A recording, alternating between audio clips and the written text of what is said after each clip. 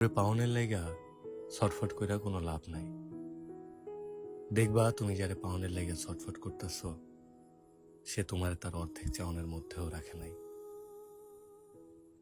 দুনিয়ার কাউরে এত মরিয়া হয়ে চাইতে নাই, যাতে কইরা সে তোমার সস্তা ভাইবা ডাস্টবিনে ফেলা দেয়। মানুষটা যত কম চাইবা, মানুষের কাছে নিজেকে যত কম প্রকাশ করবা, দেখবা তুমি তত বেশি ভালো আছো। একবার যদি নিজের ভাইঙ্গা চুইরা প্রকাশ করে ফেলো, অপর মানুষটা যদি একবার যাই না যায় তুমি তারে কতটা চাও, যদি যাই না যায় তার প্রতি তুমি কতখানি দুর্বল, তাই দেখবা তুমি আর ভালো নাই, ভালো থাকবারও পারবা না।